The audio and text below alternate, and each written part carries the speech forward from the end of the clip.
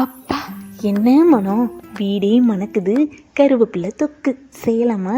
வாங்க guys, welcome to Nirali life style.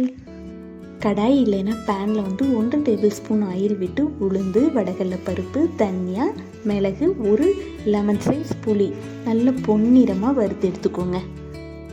Mixie ஜாரில் இதெல்லாம் ஆட் பண்ணி 1 tablespoon red chilli add பண்ணி நல்ல கொரகொரப்பாக அரைச்சிக்கோங்க. இன்க்ரீடியன்ட்ஸ்லாம் போட்டு வறுத்தெடுத்த கடாயிலேன்னு நல்ல 2 கை அளவுக்கு பச்சை கருவேப்பிலையை லைட்டாக ஒரு ரோஸ்ட் பண்ணி எடுத்துக்கோங்க.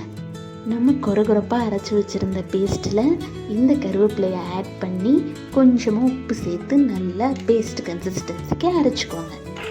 நீங்கள் ஸ்டோர் பண்ணி வச்சுக்கிறீங்கன்னா நல்ல குழிக்கரண்டி அளவு நல்லெண்ணெயை ஊற்றி கடுகு, முறிக்காத இடித்த பூண்டை தூவி விட்டு நம்ம அரைச்சி வச்ச விழுதை இதில் ஆட் பண்ணிங்கன்னா அப்பா, ஒரு கை இல்லைங்க 9 கை சாப்பிடலாம்.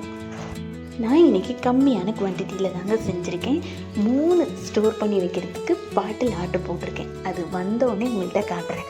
கண்டிப்பாக இந்த தொக்கை செஞ்சு கண்ணாடி பாட்டிலில் நீங்களும் சேவ் பண்ணி வைங்க. பேச்சுலராக இருக்கவங்களாம் மறக்காமல் இந்த தொக்கை செஞ்சு எடுத்துகிட்டு போயிடுங்க.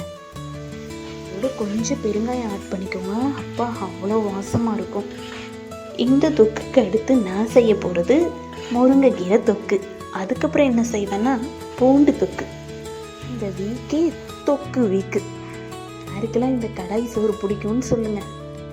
உங்களுக்கு இந்த தொக்கு வீடியோ பிடிச்சிருந்துச்சுன்னா மறக்காமல் சப்ஸ்கிரைப் பண்ணுங்கள். நிறைய பேர் நம்ம சேனலை விசிட் பண்ணுறீங்க, ஆனால் சப்ஸ்கிரைப் பண்ண மறந்துடுறீங்க. சப்ஸ்கிரைப் பண்ணிவிட்டு பாருங்கள்.